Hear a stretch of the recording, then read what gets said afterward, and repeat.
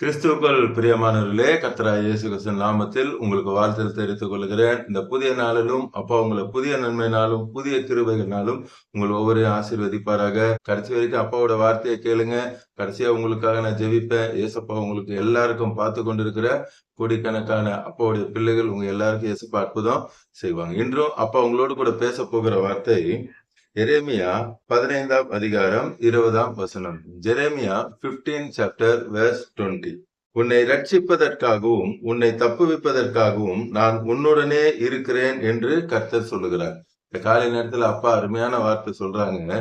உங்களை ரட்சிப்பதற்காகவும் உங்களை தப்புவிப்பதற்காகவும் அந்த சராசரங்களை படைத்த அப்பா சொல்றாங்க, நான் உன்னோடு கூட இருக்கிறேன். அவர் உன்னை விட்டு விலகுவதும் இல்லை, உன்னை கைவிடுவதும் இல்லை என்ற வார்த்தையின்படி அப்பா உங்க கூட தான் இருக்கிறேன்னு சொல்றாங்க. முதல்ல 2 காரியம் நம்ம இதுல பார்க்கலாம். முதல்ல அப்பா ரட்சிப்பை குறித்து சொன்னாங்க. ரட்சிப்புனா நம்ம எல்லாருக்கும் நல்லா தெரியும், பாவத்திலிருந்து மீட்டெடுக்கிறது தான் பெரிய அற்புதம். அப்பா பாவத்திலிருந்து நம்ம எல்லாரையும் மீட்டெடுத்திருக்காங்க. அது மாத்திரமல்ல, அப்பா நம்மள பயத்திலிருந்தும் மன வேதனையிலிருந்தும் தோல்வியின் கட்டுப்பாட்டில் இருந்தும் சாத்தானுடைய வலையிலிருந்தும் அப்பா நம்மள மீட்டெடுக்க விரும்புறாங்க. முதலாவது அப்பா ரட்சிக்க விரும்புறாங்க. 2வது காரியம் அப்பா தப்பு வைப்பேன்னு சொல்றாங்க. எல்லா காரியத்திலிருந்து அப்பா தப்பு வைக்க வல்லவரா இருக்காங்க. குறிப்பாக என்ன காரியம் பார்க்கலாம்னா, கடன், நோய், குடும்ப பிரச்சனை, எதிரிகள், நம்ம சூழ்ந்திருக்கிற எதிரிகள் கிட்ட இருந்து, அடுத்து வழி தெரியாத நிலையில இருப்போம். எப்படி நம்ம அடுத்த ஸ்டெப் எடுத்து வைப்போம் தெரியலையே, அந்த வழி இல்லாத நிலையெல்லாம் இருக்கும். அப்பா சொல்றாங்க, அந்த எல்லா காரியத்திலிருந்தும் நான் உன்னை தப்பு வைப்பேன் என்று சொல்லி இந்த காலை நேரத்துல அப்பா உங்களோடு கூட பேசுறாங்க. எல்லாவற்றிலிருந்தும் நான் என் பிள்ளைகளை தப்பு வைப்பேன். அதனாலதான் இன்னைக்கு அப்பாவோட வார்த்தைய நீங்க கேட்டுக்கொண்டு இருக்கிறீங்க. இன்றைய தினத்துல அப்பா உங்களை எல்லாவற்றிலிருந்து உங்களை ரட்சிப்பார். எல்லா பயத்திலிருந்து, மனவேதனையிலிருந்து, தோல்வியிலிருந்து, சாத்தானுடைய பிடியிலிருந்து, மந்திரதந்திர கிரியைகளிலிருந்து உங்களை ரட்சிப்பார். கடன், நோய், குடும்ப பிரச்சனை எல்லாவற்றிலிருந்து உங்களுக்கு எதிராக சூழ்ச்சி செஞ்சிருக்கலாம். அந்த சூழ்ச்சிகளில் இருந்து எல்லாவற்றையும் அப்பா விடுதலை தருவாங்க. உங்க வழி தெரியாத நிலைமையில இருக்கிறீங்க, அடுத்த ஸ்டெப் எப்படி வைக்கணும்னு தெரியல, அப்பா சொல்றாங்க, நான் உன்னை வழி நடத்துவேன் என்று சொல்லுகிறார். அதே வசனத்துல முதல்ல இருந்து பார்ப்போம்னா, உன்னை இந்த ஜனத்துக்கு எதிரே அரணான வெண்கல அலங்கமாக்குவேன். அப்பா அருமையான வார்த்தை சொல்றாங்க. அவங்க உங்களுக்கு விரோதமா எழும்பி வந்திருக்கலாம், அநேக காரியங்களை செய்திருக்கலாம். அப்பா சொல்ற, இந்த ஜனங்களை இந்த எல்லார் கண்களுக்கும் முன்பாகவும் அப்பா உங்களை வெண்கல அலங்கமாக்குவேன் என்று சொல்லுகிறார். வெண்கல அலங்கம் என்றால் அவ்வளவு சீக்கிரம் யாராலையும் பிரேக் பண்ண முடியாது. அப்படி ஒரு ப்ரொடெக்ஷனை அப்பா உங்களுக்கு தருவேன் என்று சொல்லுகிறார். யாருடைய சதி திட்டத்திலையும் எதிலையும் நீங்க வீழ்ந்து விடாதபடி அப்பா உங்களை பாதுகாப்பேன் என்று சொல்லுகிறார். அடுத்து, அவர்கள் உனக்கு விரோதமாக யுத்தம் பண்ணுவார்கள். இங்க அப்பா அருமையான வார்த்தை சொல்றாங்க, அவர்கள் உனக்கு விரோதமாக யுத்தம் பண்ணுவார்கள். இன்னைக்கு அநேகர் சொல்லுவாங்க, ஏசப்பாவை தேடினா உனக்கு ஆசீர்வாதம் வரும், ஏசப்பாவை தேடினா வீடு கொடுப்பாங்க, ஏசப்பா தேடினா கடன் பிரச்சனை போயிடும். எல்லாம் கரெக்டு தான், எல்லாம் போகும். ஏசப்பாவை நீங்க தேடி வந்துட்டீங்கன்னா உங்களுக்கு இருக்கிற பிரச்சனைகள், போராட்டங்கள் எல்லாம் மாறும். அதுல 1% கூட 1/2% கூட சந்தேகமே இல்ல. ஆனா இங்க அப்பாவோட வார்த்தை சொல்லுகிறது, அவர்கள் உனக்கு விரோதமா யுத்தம் பண்ணுவார்கள். நம்ம ஏசப்பா கிட்ட வந்தா கூட அவர்கள் உங்களுக்கு விரோதமா யுத்தம் பண்ணிக்கிட்டு தான் இருப்பாங்க. புதிய ஏற்பாடுல பாத்தீங்கன்னா அப்பா அருமையான ஒரு வார்த்தை சொல்லுவாங்க, உலகத்துல உபத்திரவம் உண்டு. உலகத்துல நம்ம இருக்கிற வரைக்கும், சாகிற வரைக்கும் உபத்திரவம் இருக்கதான் செய்யும், பிரச்சனை இருக்கதான் செய்யும், போராட்டம் இருக்கதான் செய்யும். ஏசப்பாவை ஏத்துக்கிறதுக்கு முன்பாக அதை தனியாக நின்று நீங்க சமாளிச்சு கொண்டு இருந்தீங்க. அது உங்களால முடியாததுனால அநேக தினம் பிசாசு ஜெயித்து கொண்டு இருந்தான். ஆனா இந்த காலை நேரத்துல அப்பா அருமையான வார்த்தையை சொல்றாங்க, அவர்கள் உனக்கு விரோதமா யுத்தம் பண்ணுவார்கள், ஆனாலும் உன்னை மேற்கொள்ள மாட்டார்கள். உலகத்துல உபத்திரவம் உண்டு, ஆனாலும் திடன் கொள்ளுங்கள், அப்பா உங்களோட கூட இருக்கிறார். முதல்ல பிரச்சனை வரும்பொழுது தனியால நின்றுட்டு இருந்தீங்க, இப்போ அதே பிரச்சனை தான் வருது, அதே போராட்டம் தான் வருது, முன்னை பார்க்கிலும் அதிகமாக வரான். ஏன்னா நீங்க ஏசப்பாவை ஏத்துக்கிட்டீங்கல்ல. முதல்ல இருந்த அந்த பிசாசானவன் எப்படியாவது உங்களை அழிக்கலாம், திருப்பி அவனுடைய வழிக்கு உங்களை அழைத்து கொண்டு வரணும்னு சொல்லி பயங்கரமாக போராடி பார்ப்பான். ஆனா சர்வ வல்லமுள்ள தேவன், அவனையே சிருஷ்டித்தது யாரு? நம்ம அப்பா ஏசப்பா தான் சிருஷ்டித்தாங்க. பிசாசு யாரு? வேற யாரும் இல்ல, தள்ளப்பட்ட ஒரு தூதன், அவன் பேரு லூசிபர். அவனுக்கு பவர் கொடுத்ததே நம்ம அப்பா தான். அவனை உண்டாக்குனதே நம்ம அப்பா தான். அவனுக்கு பவர் அதிகமா, நம்ம அப்பாவுக்கு பவர் அதிகமா? நம்ம அப்பாவுக்கு தான் பவர் அதிகம். ஏன்னா அவர் தான் பவரே கொடுத்தார். அப்போ அவனால என்ன பண்ண முடியாது? ஜெயிக்க முடியாது. நீங்க ஏசப்பாவை ஏற்றுக்கொண்டதற்கு முன்பாக அவன் ஜெயித்து கொண்டிருந்தான். இப்ப நீங்க ஏசப்பாவை ஏற்றுக்கொண்டதுக்கு அப்புறமும் பிரச்சனை வருது, போராட்டம் வருது, எல்லாம் வருது. ஆனா அப்பா சொல்றாங்க, நான் உனக்கு ஜெயம் தருவேன்.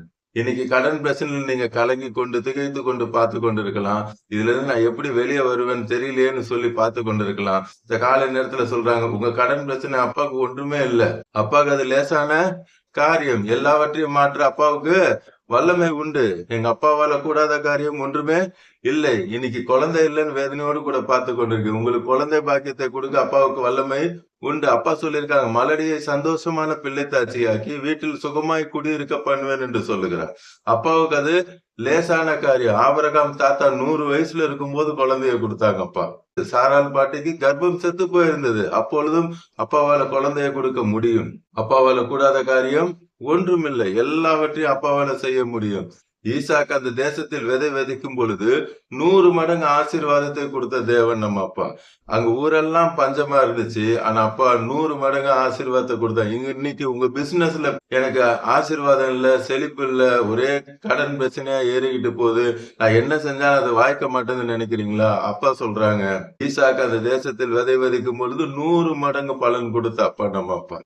இன்னைக்கு ஊரே பிசினஸ்ல டல்லா இருந்தாலும் சரி, ஊரே பெட்ரோல் இல்ல, டீசல் இல்ல, கேஸ் இல்லன்னு தட்டுப்பாடா இருந்தாலும் சரி, அப்பா அவருடைய பிள்ளைகளை போஷிக்க வல்லமையுடையவரா இருக்கிறார். என் பிள்ளைகள் அப்பத்துக்கு இறந்து திரிவதில்லை. இந்த காலை நேரத்துல அப்பா சொல்றாங்க, நீ எதை நினைச்சும் கவலைப்பட வேண்டிய அவசியமே இல்லை. ஊரே பஞ்சமா இருந்தாலும் நான் உங்களை திருப்தியாய் நடத்துவேன் என்று சொல்லுகிறார். எதை நினைச்சு நீங்க பழுது கொண்டிருக்கீங்க? எதை நினைச்சு நீங்க கலங்கி கொண்டிருக்கீங்க? எதை நினைச்சு நீங்க கலங்க வேண்டிய அவசியமே இல்லை. உங்களுக்கு பிள்ளைகளை அப்பா தான் கொடுத்திருக்காங்க. அவங்க எதிர்காலம் அப்பாவுக்கு தெரியும். உங்க பிள்ளைகளை அப்பா கிட்ட ஒப்பு கொடுத்துட்டீங்கன்னா அவர் அற்புதமாய் நடத்துவார். நீ வியாதி இருக்குன்னு கவலைப்பட்டு பார்த்து கொண்டிருக்கீங்க. அந்த வியாதியை மாற்ற அப்பாவுக்கு வல்லமை உண்டு. நாகமான் என்கிற ஒரு குஷ்டரோகியை வெறும் தண்ணியில 7 வாட்டி முக்குனோடனே அற்புதத்தை செய்த நம்ம அப்பா உங்களுக்கு அற்புதம் செய்ய மாட்டாரா? நிச்சயமாய் செய்வார். இயேசு திரளான ஜனங்களை கண்டு மனதுருகி அவர்களை சொஸ்தமாக்கினார் என்று அப்பா சொல்லியிருக்காங்க. இன்று பார்த்து கொண்டிருக்கிற கோடிக்கணக்கான அப்பாவுடைய பிள்ளைகள் உங்களை பார்த்து தான் சொல்றாங்க, உங்களை எல்லாரையும் நான் சொஸ்தமாக்குவேன். உங்க குடும்பத்துல சமாதானம் இல்ல, ஒரே பிரச்சனையா இருக்கு, போராட்டமா இருக்குன்னு சொல்லி நீங்க நினைத்து கொண்டிருக்கலாம். இன்று அப்பா அற்புதத்தை செய்கிறேன் என்று சொல்லுகிறார்.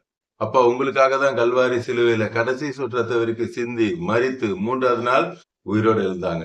இன்னைக்கு உள்ளத்தின் ஆழத்துல இருந்து, ஆமாப்பா எனக்காக தான் நீங்க மரிச்சீங்க, எனக்காக தான் உயிர் தெளிந்தீங்கன்னு சொல்லி உள்ளத்தின் ஆழத்துல இருந்து கூப்பிட்டீங்கன்னா உங்க இருதயத்துக்குள்ள இன்னைக்கு ஏசப்பா வந்துருவாங்க. கடைசியா ஒரு வசனம் பார்த்து நம்ம ஜெபிக்கலாம்.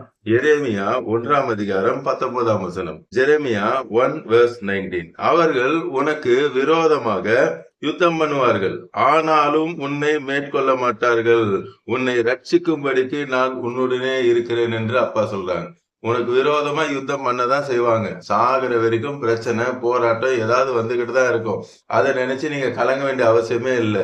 முன்னாடி உங்க கூட ஏசப்பா இல்ல. நீங்க ஏசப்பாவை ஏத்துக்கிட்ட உடனே, இப்ப சொன்னீங்கல்ல, ஏசப்பா என் இருதயத்துக்குள்ள வாங்கன்னு சொன்னீங்க. இப்ப ஏசப்பா வந்துட்டாங்க.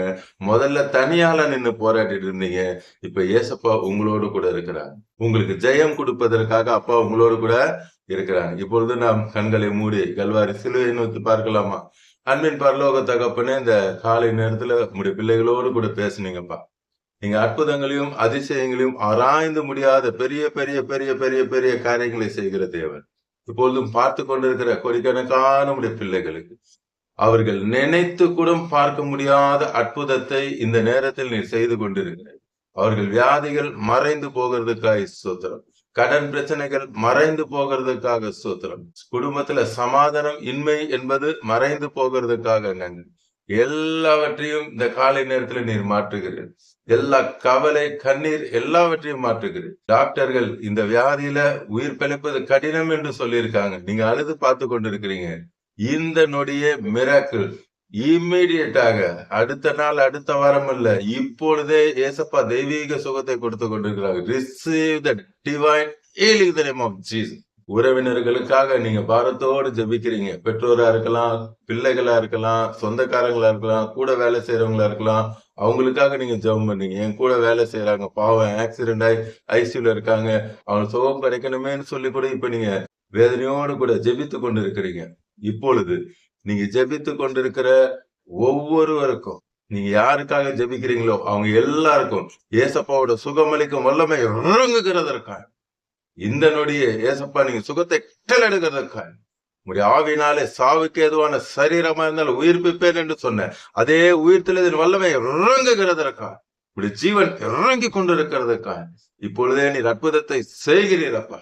மரித்தோர் இப்பொழுதே உயிரோடு எழும்புகிறதற்காய் நன்றி. குருடர்கள் பார்க்கிறதற்காய், செவிடர்கள் கேட்கிறதற்காய், முடவர்கள் நடக்கிறதற்காய் இப்பொழுதே அந்த அற்புதங்களை செய்கிறீரப்பா. குஷ்டரோகத்தை சுவஸ்தமாக்கி கொண்டிருக்கிறதற்காய் உடைய வல்லமைகள் குறைந்து போகவில்லை அப்பா.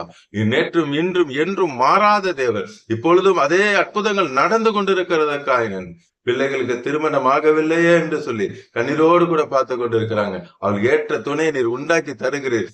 ஆம் தகவன், இந்த மாதத்திலே அவர்களுக்கு நல்ல நல்ல செய்திகளை அப்பா, அற்புதங்களை நீர் செய்கிறதுக்காக நன்றி. குழந்தை இல்லாதவர்களுக்கும் குழந்தை பாக்கியத்தை நீர் கொடுக்கிறீர். நல்ல வீடு இல்லையே என்று சொல்லி வேதனையோடு அலைந்து கொண்டிருக்கிற ஒரு பிள்ளைகளுக்கு ஒரு நல்ல இடத்தை, ஒரு வீட்டை நீர் கொடுக்கறதுக்காக சோத்திரம். பிள்ளைகளுக்கு ஸ்கூல்ல சேர்க்கணும், காசு பிரச்சனையா இருக்கே அப்படின்னு சொல்லி பார்த்து கொண்டு இருக்காங்கப்பா. இன்று பார்த்து கொண்டிருக்கிற கோடிக்கணக்கான அப்பாவோட பிள்ளைகள் உங்களை பார்த்தா சொல்றாங்க, நீங்க கடனே வாங்காம ஸ்கூல்ல சேர்க்க அப்பா கிருபை செய்யறாங்க. Thank you Jesus. நீங்க எதிர்பார்த்த ஸ்கூல், எதிர்பார்த்த காலேஜ் எல்லாவற்றையும் கொடுத்து அப்பா ஆசீர்வதிக்கிறாங்க. நன்றி தகப்பன. இப்பொழுதும் அப்பா பார்த்து கொண்டிருக்கிற கோடிக்கணக்கான பிள்ளைகள் எல்லோரையும், அவ குடும்பத்தில் இருக்கிற எல்லாரையும் ரட்சித்து ஆசீர்வதிக்கிறதுக்காக நன்றி. இயேசு நாமத்தில் ஜெபிக்கிறேன் நல்ல பிதாவே.